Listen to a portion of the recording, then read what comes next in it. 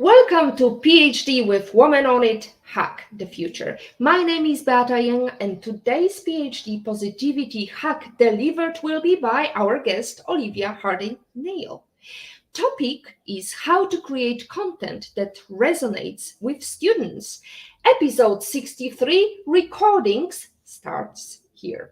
Let me remind you, this is a grassroots community that focuses on Women on It, an inclusive forum of women in technology, startups, and female leaders and students who are supported by men as well. And I bring heart to that hustle because empathy is my mojo, and empathy is critical when you are creating content that resonates with students. In today's episode, I want you to focus on how to create content that resonates with students. Think about how many times you've been scrolling through social media and seen something that made you stop and say, wow, I didn't know that.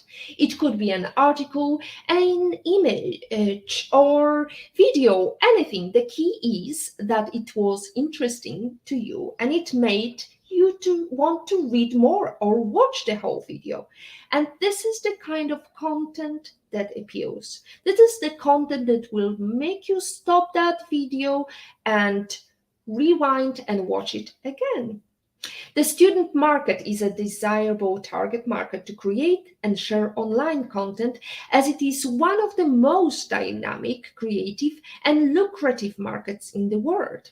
One of the most appealing and engaging contents for students is helping them have a lot more success in classes by providing useful ways to keep their focus on studying and learning.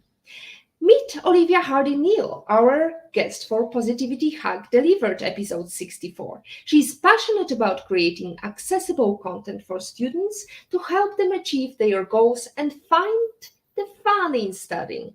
She has worked in content creation and social media management, as well as various education-centered positions. Olivia is a third-year Bachelor of Laws and Arts student from New Zealand. She has a mostly female audience of 90% from, in order, US, UK, Philippines, Australia, and Canada. If you're a student seeking for tips and tricks that can help you get on top of your education game, or digital content creators seeking inspiration to produce quality content for your audience, join us in a fun and informative session in this PhD episode. Liv, where in the world are you today? So I'm in New Zealand where I study at university. So it's a bit late at night, but I'm really, really happy to be here. I'm happy to have you with us. I already asked you about your age because my daughter is 22. You're 2 years younger and you already create captivating content. Well done. Can you tell us what is your platform? What is your website? How did you start? So basically, I just started by making content that I found inspiring to myself. So recording myself studying and making myself, really want to get into it and do well in school. So yeah, that's kind of how I got into it. I started posting these videos. I thought, it will keep me accountable if I start posting. And I was quite surprised because it turns out a lot of people want to watch that and want to be inspired by the same things that I am. So that was really cool to see. So I kept, posting on TikTok mostly.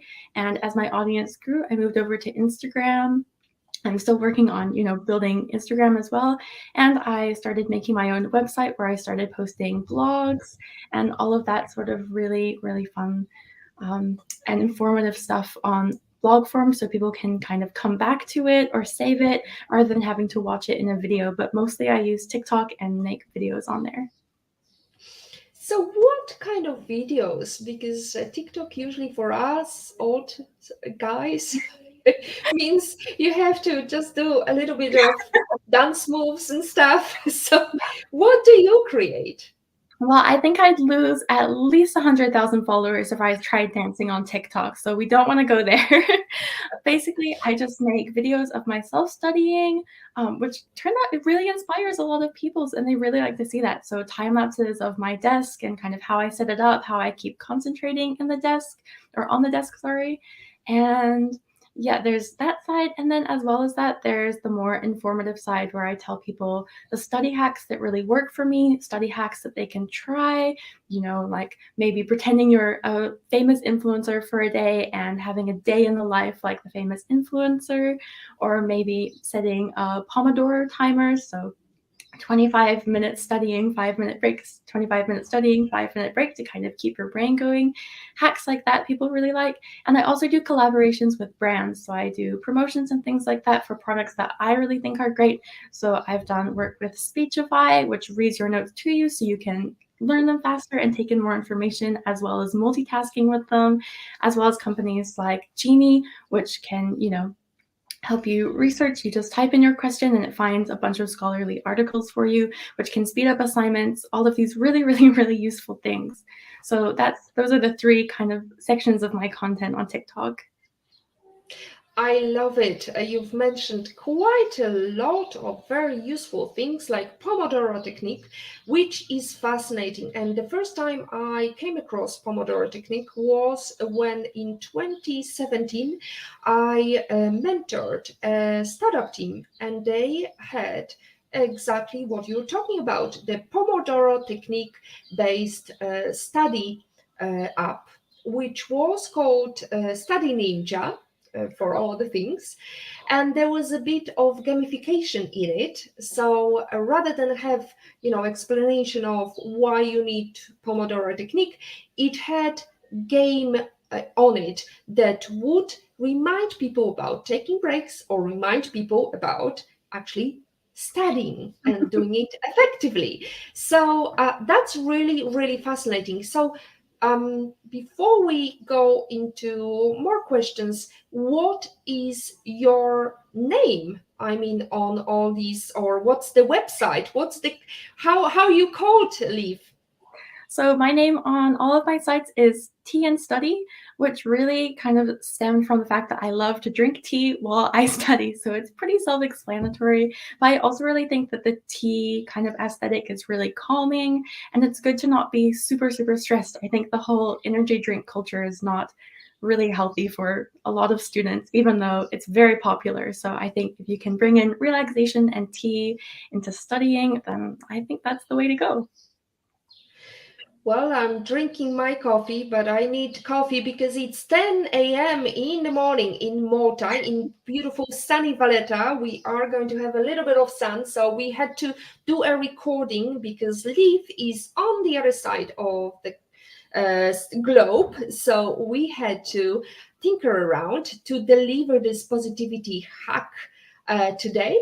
Liv, so you've got Tea and Study platform. You have Instagram, you have TikTok. What are the other platforms you mentioned? So I have Instagram, TikTok, and then I have my website as well. And the website is quite new. Obviously, I'm not a developer or anything like that. So it was a lot of trial and error, and a lot of times where I'd get messages from people saying, why is your website great? Or why is it flashing lights? And I have to say, I don't know.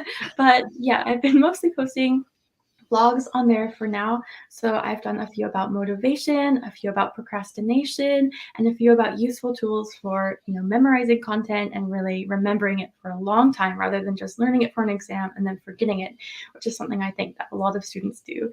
So my website is mostly for blogs and things like that, whereas the social media sites are more for fun things, engaging things, videos, posts, pictures, those kind of things.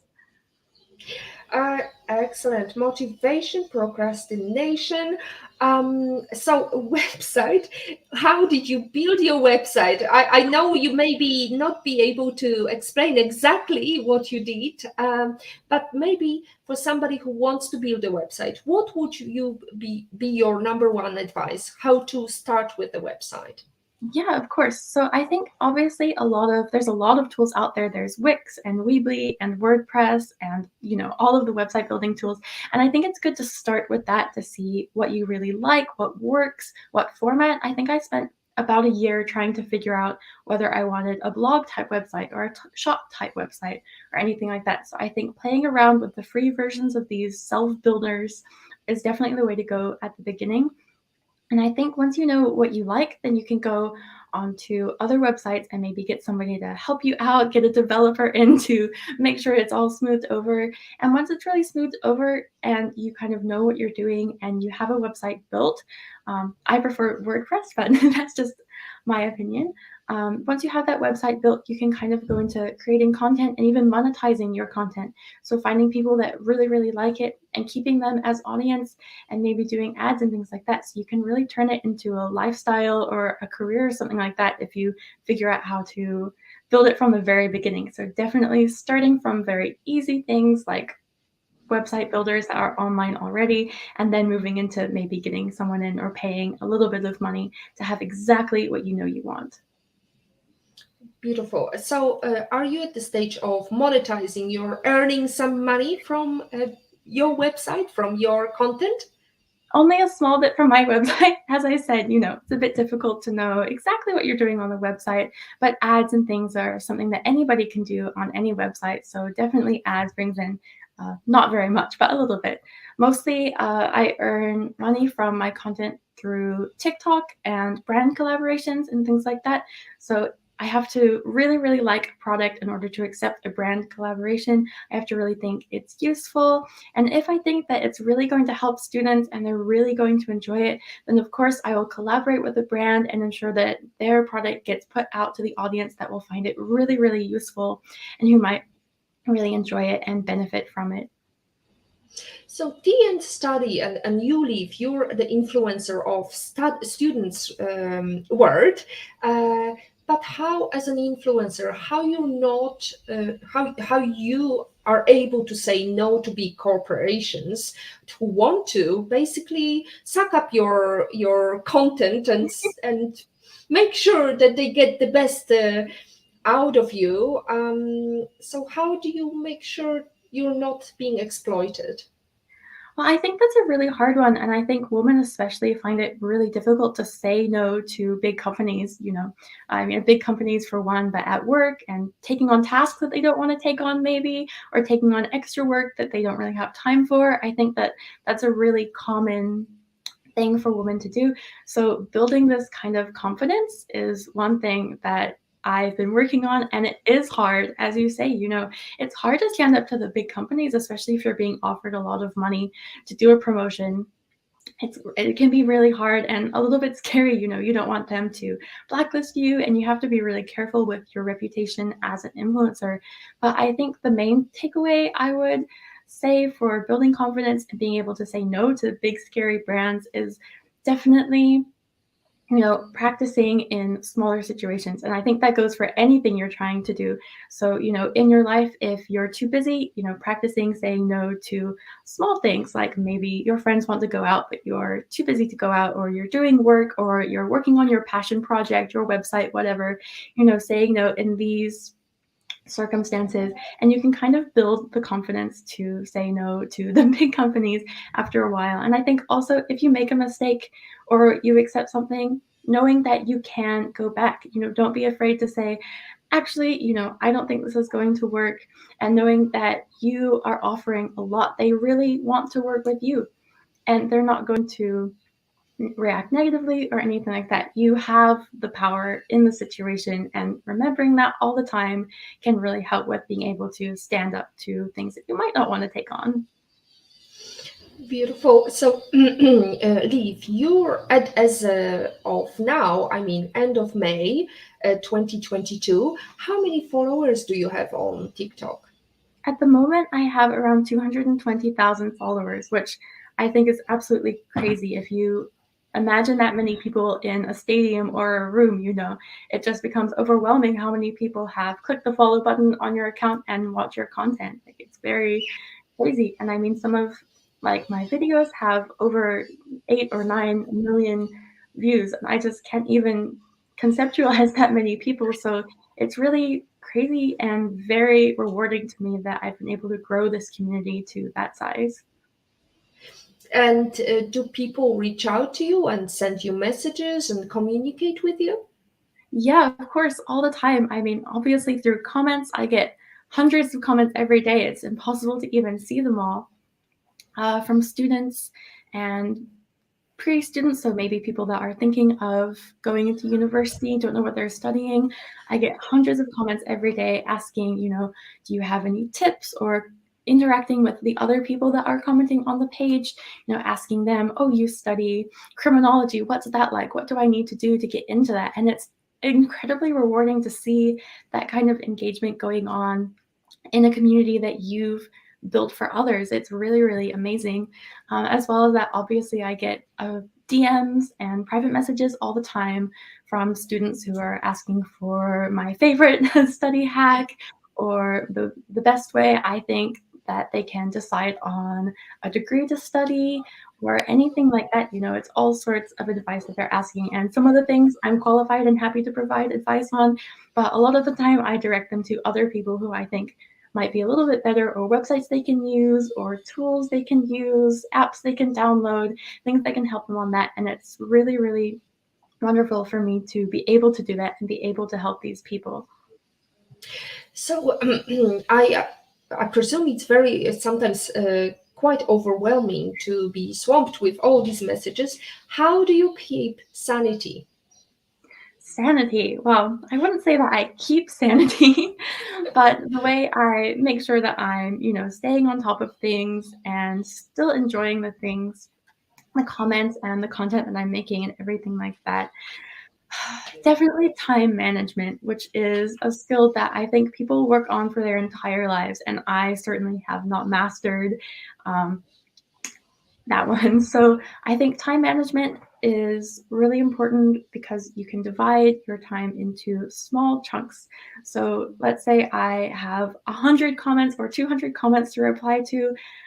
I'm not going to get to all of them. So what I'll do is I'll set aside 1 or 2 hours, the amount of time I have available. If I have other things on, of course, I'm not going to set aside as much time, but just doing as much as I can in that time and really being involved and engaged in that time. And as soon as that time is up and I've, done enough that I feel happy with it, then I can go on and do something else and not feel overwhelmed, thinking, oh, I have to check on my comments, I have to check on my Instagram notifications, I have to check on my messages.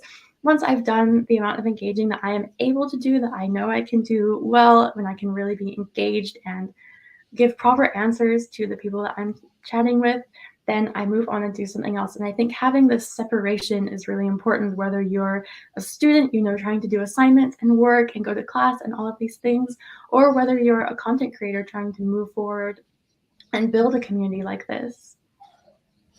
So apart from that, you've got times when you have lots of exams. Do you still post things, or do you treat it like a leisure time, or Pomodoro technique, as you will, as a break from the mundane task of studying?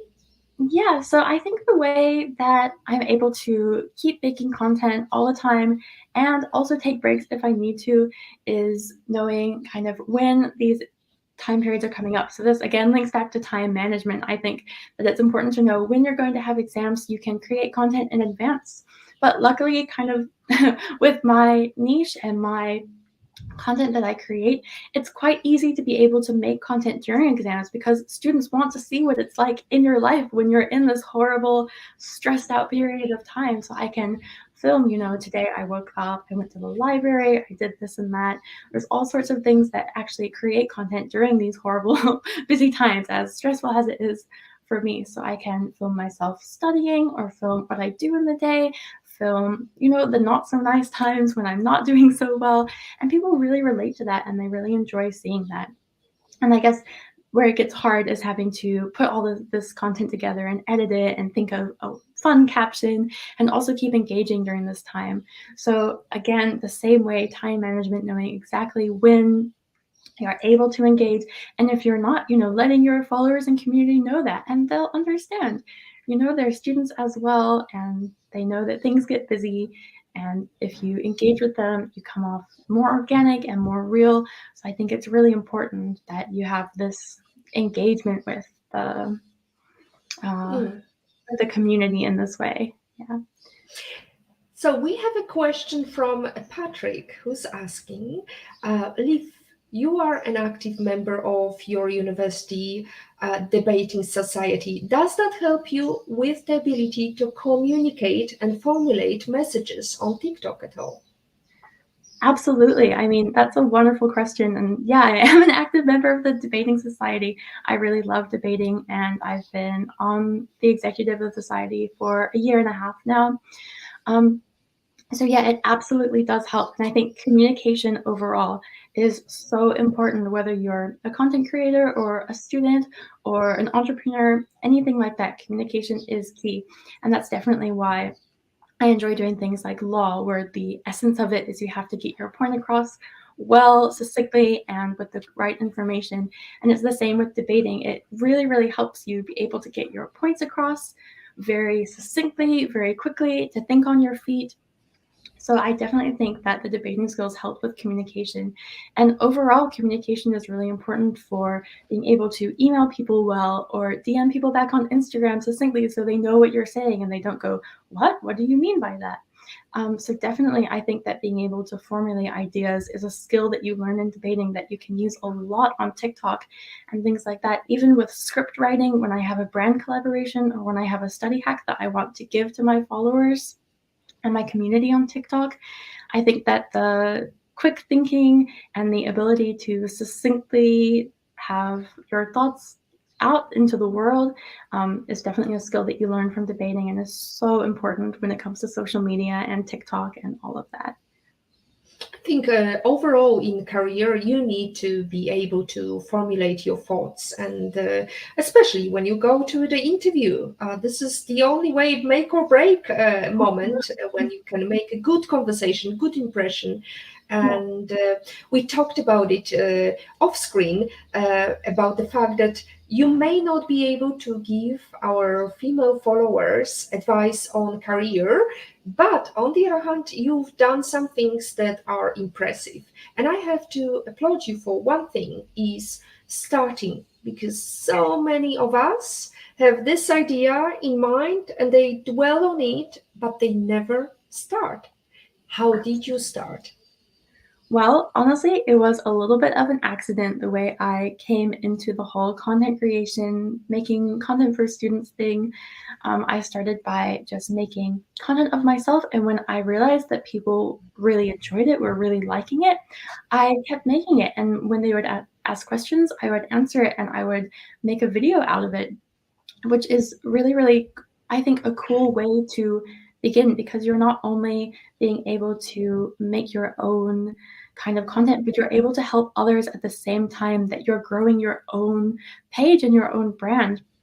So the most important thing I think for starting is creativity, because when you're starting out and you have no experience doing anything like what you're doing now, it's important to be able to think outside the box and do things that other people maybe have never seen before, or that's kind of new in the TikTok area. So when I joined TikTok as well, it was also tons of dancing videos, funny prank videos, animal videos, but I didn't really see a lot of study content creators until I grew and kind of cultivated my algorithm, my community to be that in that education sphere.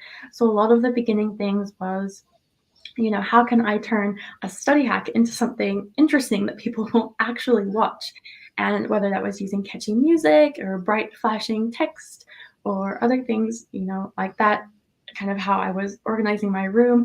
Look how beautiful this is. And also, here's an amazing study hack that you can use. Kind of got people thinking, oh, maybe I am interested in this. Maybe I do want to, know this. Maybe I do want to follow this account. Maybe I want to join this community.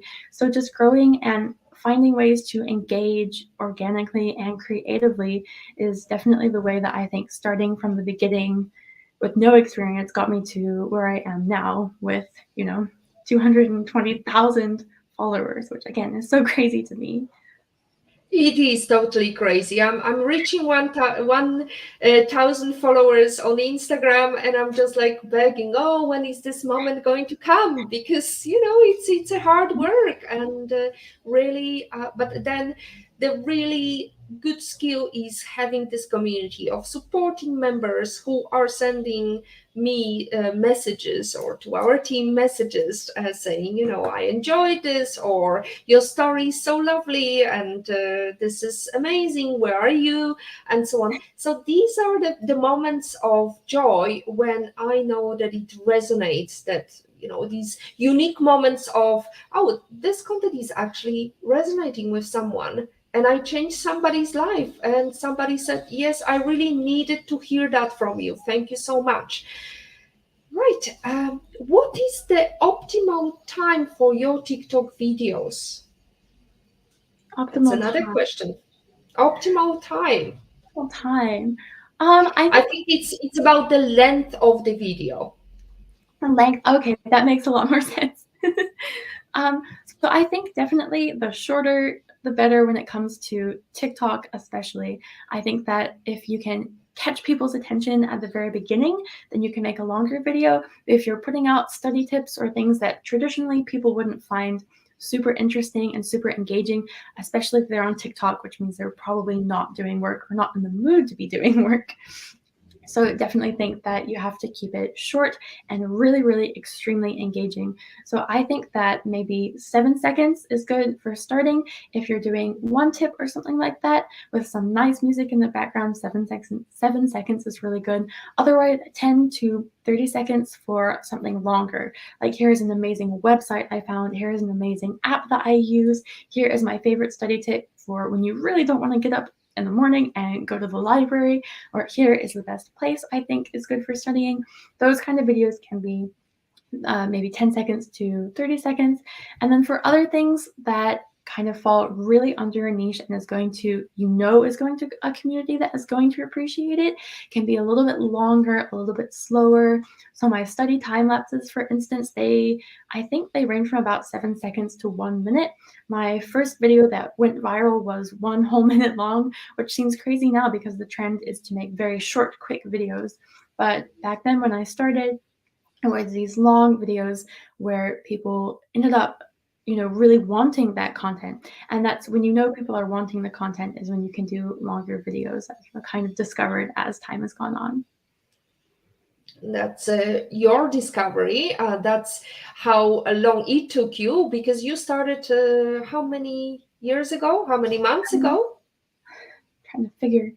Over a year ago. I think I started in about July of 2020. So it was during the lockdown, during the really difficult time when I was going through my first ever university end of year exams, my first ever law exams.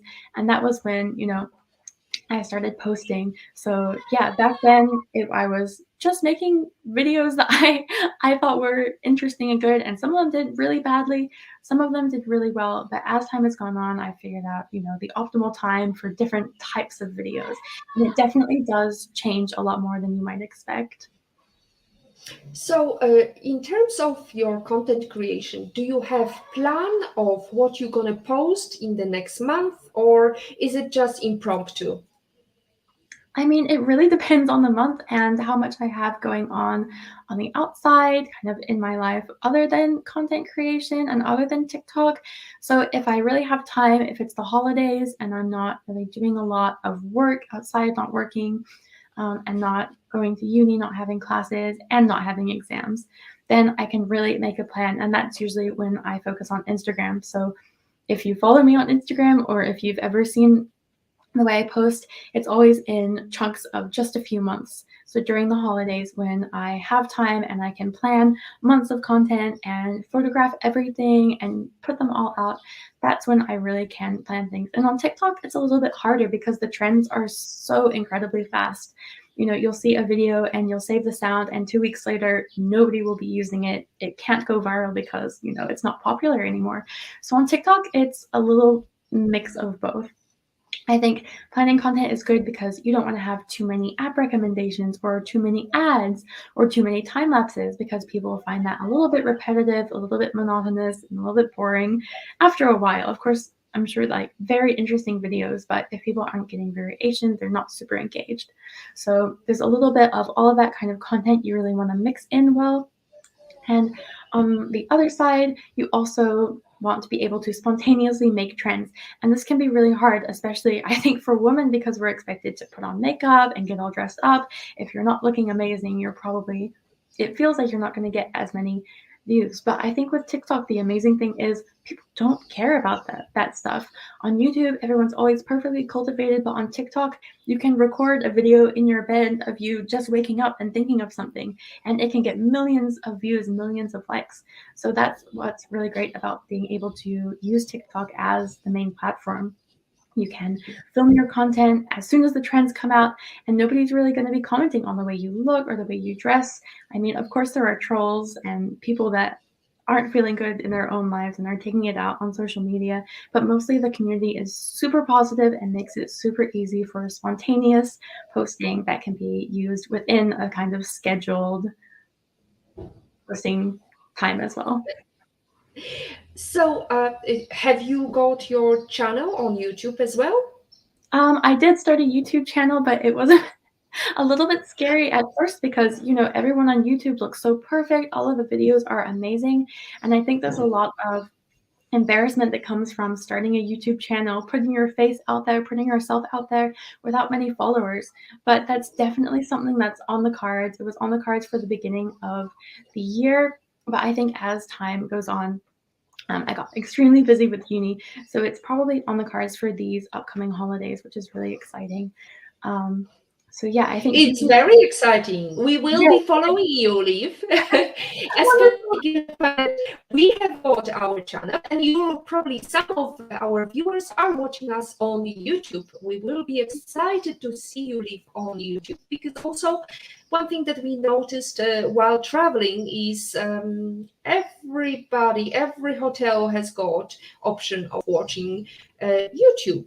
Uh, in the hotel room. So Yeah, you think you're not perfection. I mean, like, look at you. You look perfect. You look beautiful. What's wrong? I mean, like, what else do you think we should be doing to look like you?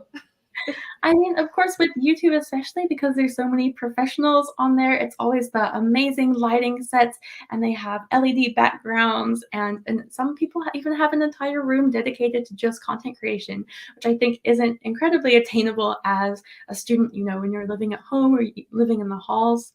So I think that kind of stuff is very, sought after. But honestly, I think as time goes on, I think that what audiences are really wanting is, being down to earth, being original, and being real on social media.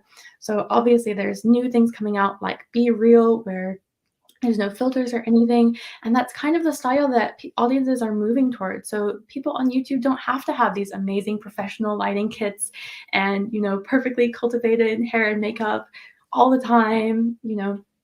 I think it's not as much of a necessity as it was when YouTube was really, really, really getting popular in its peak, and there were all of these incredibly professional creators earning millions of dollars. I think that we're really moving away from that mm, style of Pleasing content. everyone. So Yeah. one thing I want to go back to, because just last week we had a conversation with a lovely lady from France. She was talking about humor and leadership. And she said something that resonates, I think, is very accurate to this show, which is you cannot be a jar of Nutella. You cannot please everyone. So just do it. That's another mantra from startup. I would say done is better than perfect. So don't strive Absolutely. for perfection. Yeah. Just do it, Alif. We will be following you, so you have one follower more. Amazing. Yeah, I really agree. I think that, being able to, not not strive for perfection all the time, because especially for women and stuff, we're socialized to want to please absolutely everyone and come across as nice, and you don't want to be made fun of. So there can be a lot of shame around creating social media content on TikTok or YouTube or Instagram when you're putting your face out there, putting your life out there. I think honestly, just really, really go for it. That's the way social media is moving. There's less criticism out there nowadays, at least from my experience. And I really think that anybody who wants to should really just go for it. I think there is a very, very important trend as well going on, because Ogilvy just a couple of weeks ago announced that they will not cooperate with influencers who are using excessive filters. Mm. And whether it's picture or whether it's video content, they want us to look real, because this is having an impact on overall mental health issues. Because especially young people, young kids, they see this perfection everywhere, and they look at themselves in the mirror. And when we are young, when we are growing up, we tend to over criticize ourselves. And women, as you said, are going through the gaze of you have to have perfect body, perfect face, perfect everything. And this is not how reality looks. Not everything is perfect. Liv, we have some amazing questions from Natalie, who is a big fan of yours. Liv, do you also create content on Instagram Reels? And if so, how is it different sharing on TikTok versus Reels? There's definitely a difference between TikTok and Instagram Reels. I think that Instagram is definitely moving towards trying to be more like TikTok, but the trends are a little bit later, a little bit different. The length is a little bit different, for the optimal view time, the optimal engagement. And Instagram Reels is something that even I haven't even really hacked yet. And I think there's a lot of variation. A lot of creators on Instagram say the exact same thing. A few of their reels get millions of views, and the rest get like less than even 5 views, which seems like a huge variation, but it is a really common trend. I haven't done a lot of Instagram reel posting with my own content, but I definitely will say people love to share more on Instagram than more on TikTok. So I will find my Instagram reels everywhere on Instagram once I posted it, not on my page. So people really like to, download it, tag me, and post it on their channel a lot more than I see on really happening on TikTok. And I think that's wonderful. As long as you bypass, the bit about copyright and you're not stealing other people's content, I think that having a community that likes your content so much that they want to put it out there on their own page and show other people, I think that that's really amazing. And that's something that Instagram Reels has a little bit more than TikTok. But the most experience I have with Instagram Reels is with working with companies, so making content for them, not as team study, but as a social media manager. So I really think that with that is where I see the trends coming in about 2 weeks later. So it's always quite funny when something was trending on TikTok and I saw it there and it kind of faded out. It's not so common anymore. And then boom, it pops up on Instagram Reels. So I think keeping up on TikTok is definitely key to doing well on Instagram Reels too. So it's quite an amazing time management, because if you look at Liv's day, it's studying, it's creating content for her own brand, but also for some other brands. Tell us about your career. Yeah, so I've worked for, I think, maybe 6 companies now, creating content on Instagram, a little bit on TikTok, but surprisingly not so much on TikTok, and Facebook, LinkedIn, that kind of stuff as well. And it's really interesting how different social media platforms can have such different audiences, such different user bases, but still have the same underlying principles to how to grow on them, how to do well. So I've worked for a nonprofit, I've worked for an education company, I've worked for a recruitment company, and a few others as well, making this content that's very specific to their niches and growing their social media with it. So I think definitely the main takeaway I've had from doing that kind of thing for a few years now is that you have to make content that's appealing to your audience. And this might seem super intuitive, but honestly, I think a lot of people do struggle with it, including me, especially at the beginning when I only had this TikTok experience with this student community. And then suddenly I'm working with a business community, but making content, that's going to appeal to them, that they're going to want to read, that they're going to want to see, what emojis are you using? Are you using old trends or old memes or brand new things that maybe they won't quite understand yet? And also incorporating this old stuff into the new. And from doing that for other companies, I've learned a lot about my own page. And as you can kind of see, if you're looking through my TikTok, the style does change a lot as it goes through. And as I kind of worked with other companies, seeing what they were doing, at the same time, I was growing my own page with what I'm doing with students and everything like that. So you've been working with education, a nonprofit. These are quite, you said the number of companies. You had 6 companies, and they were like broad. They were not necessarily all in education. How do you No, find yourself? like find that's a In really a good. new environment, in a new kind of concept. Okay, now I have to create content for LinkedIn. I've never created a TN study for LinkedIn. How do you work around that? Yeah, of course. So I think definitely taking your own experience and what you've been able to create on your page is just absolutely the baseline, totally the key to being able to move into different companies and work for different, niches like that. So taking content that I've made for students, which is really engaging, which is really fun because it's for young people, I'm posting how often, I'm posting how long, taking that information and thinking, well, how can I apply this to a different niche or a different industry is really, really key. So, if older people maybe want to watch up to a minute long or 3 minutes long, I know I show some of my content to my parents and they go, whoa, that's too fast. I can't read that. So I think, okay, maybe next time I'll make a really, slow video or something with less transitions and less effects, less lighting things. And I show it again to my parents or to my boss and they say, wow, this is really engaging. So even though it's maybe not working for my niche, for my young audience, for students, it can definitely work for, adults, business people, people on LinkedIn, people on Facebook, maybe an older demographic.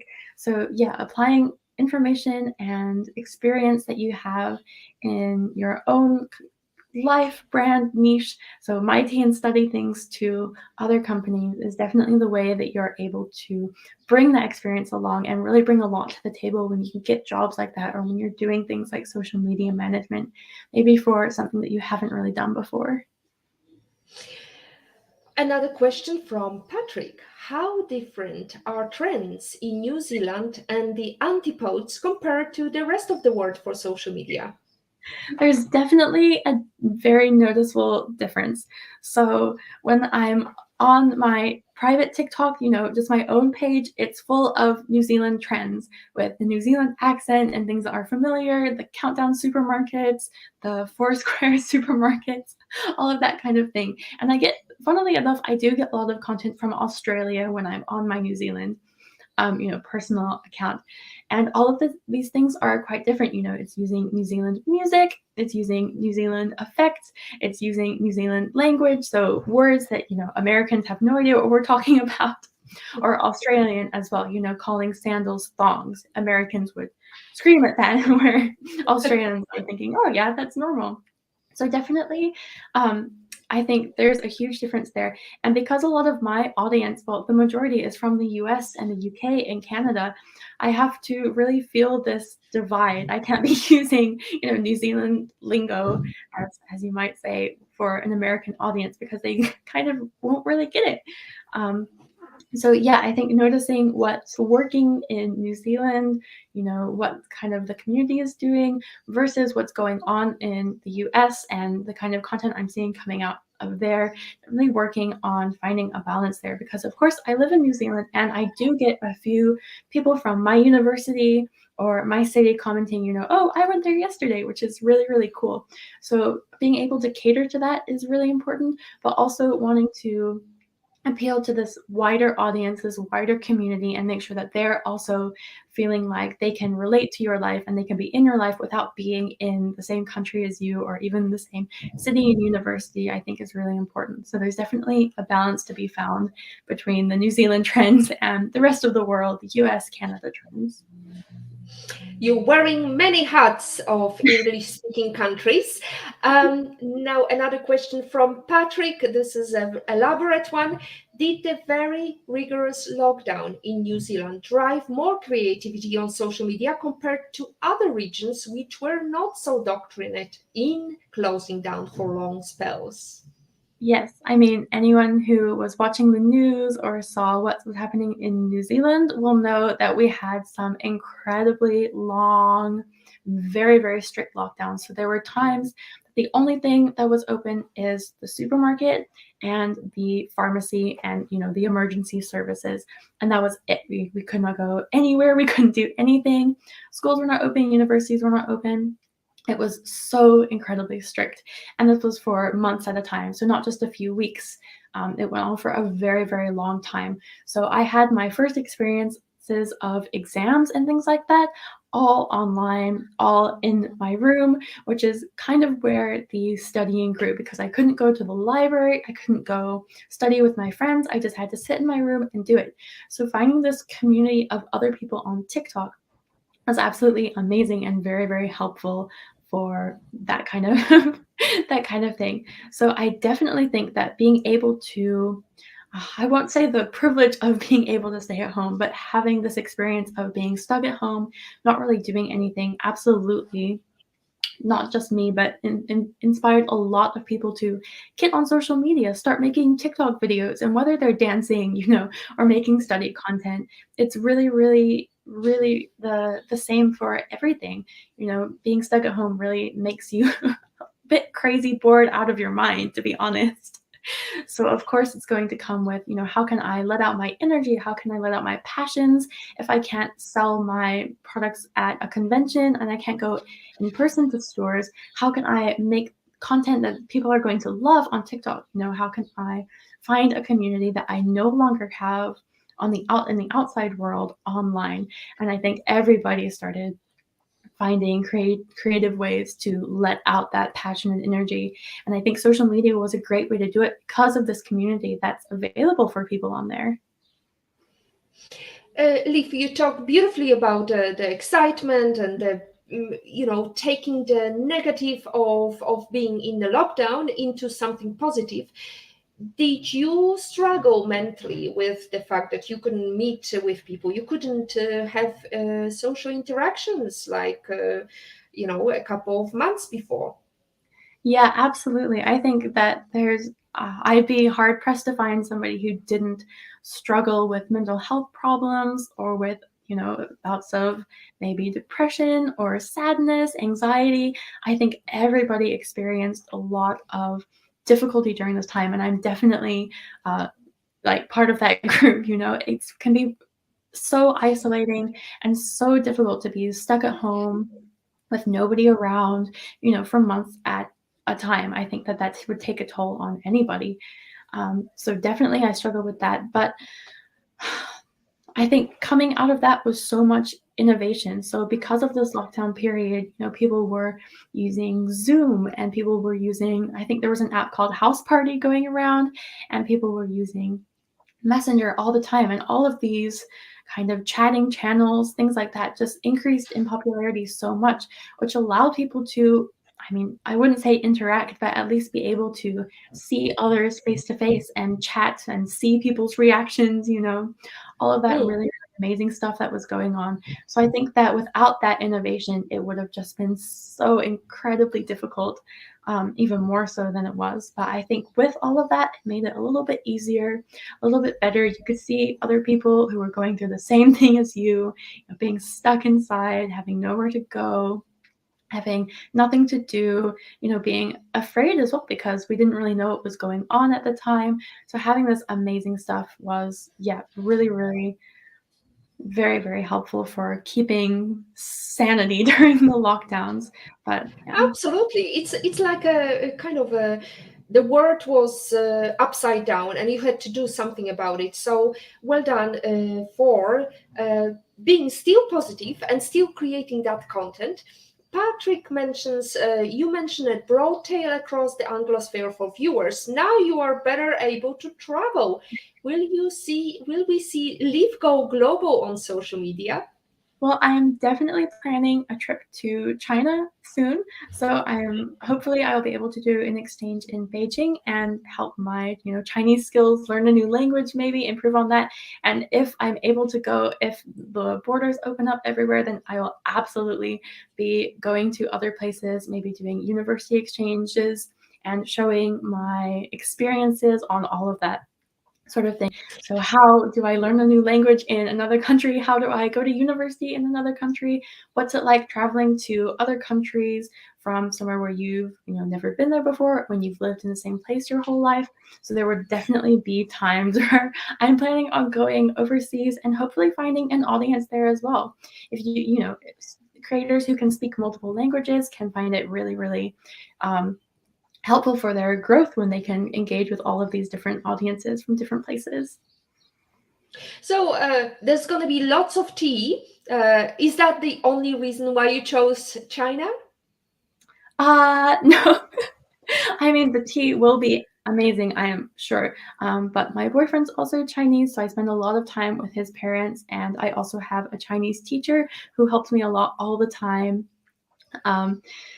With learning things, learning about how to talk about students, how to talk about studying in Chinese. So I'm really, really looking forward to going over there and experiencing all the amazing things that she tells me about in real life. So that's definitely a goal. My favorite. I see lots of comments coming through about going.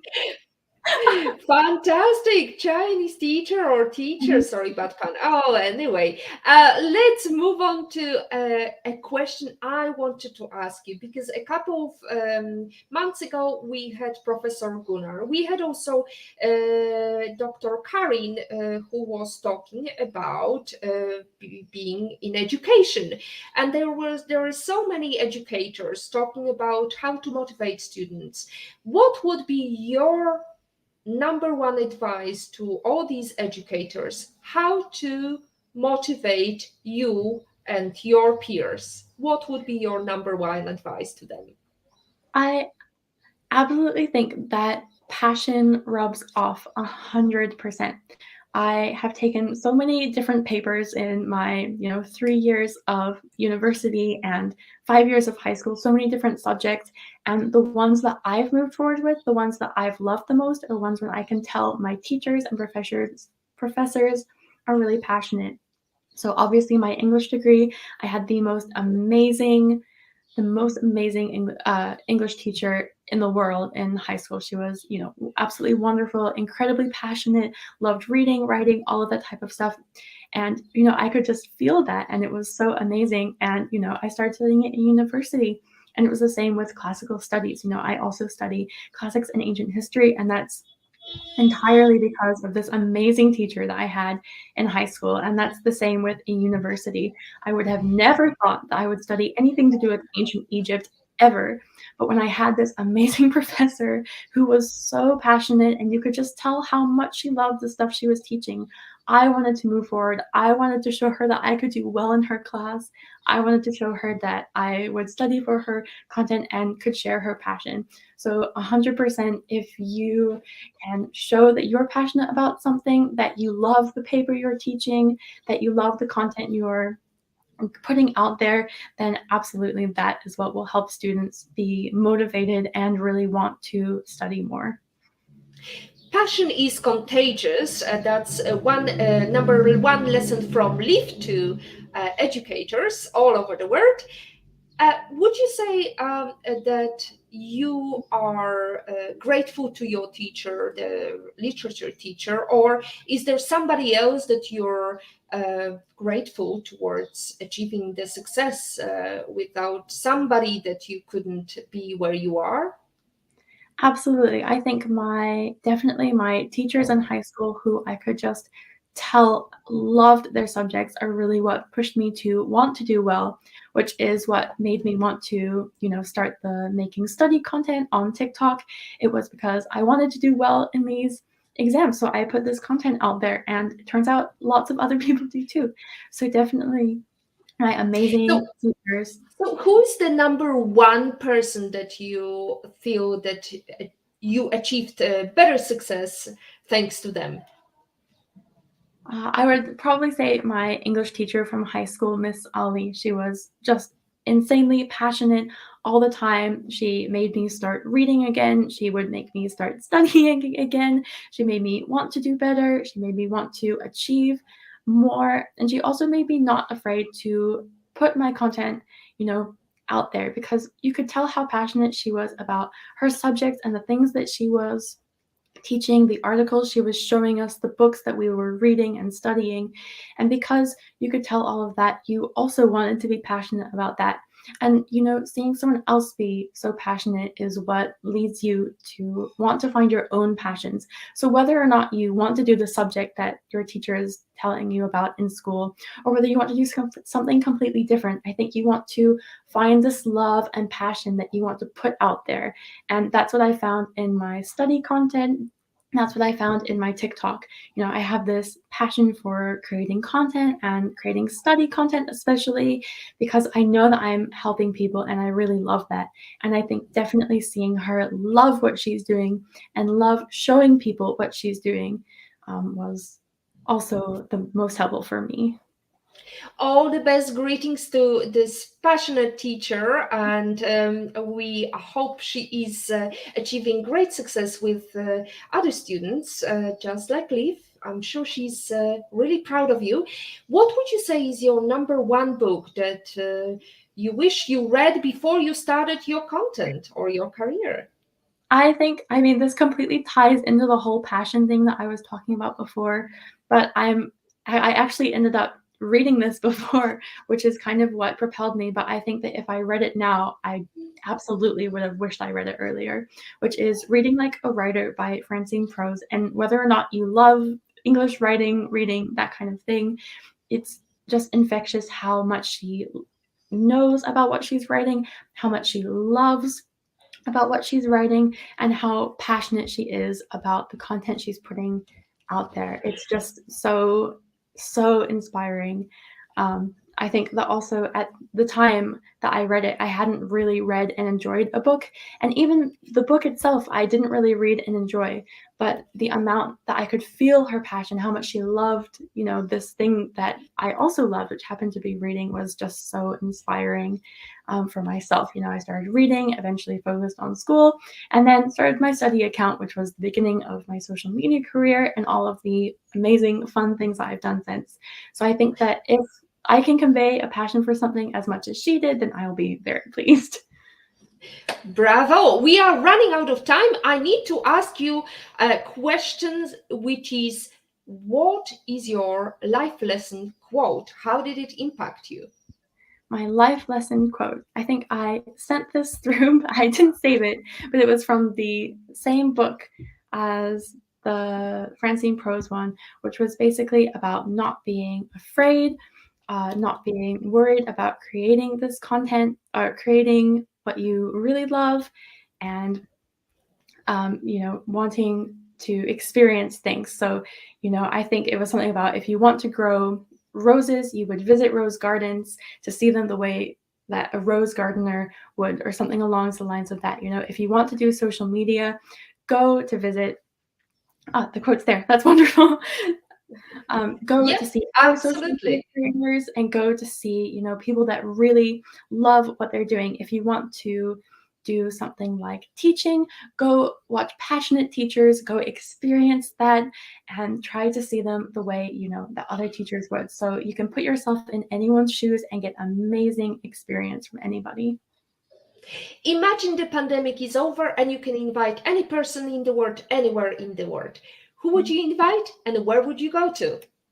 Where would I go to? Honestly, I'd probably go to wherever her favorite place was, but they asked me this question at my middle school interview, and I answered Taylor Swift, so I'm going to stick by that.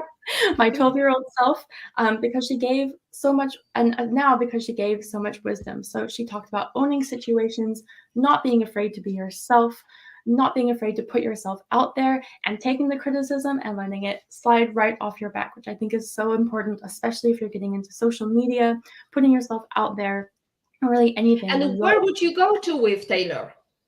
Where would I go to? I'd take her straight to my university and say, what can you help me with? Bravo! Education is the passport for the future, for tomorrow belongs to those who prepare for it today. This is your time to hack the future. Ladies and gentlemen, thank you all, Lee, for great PhD.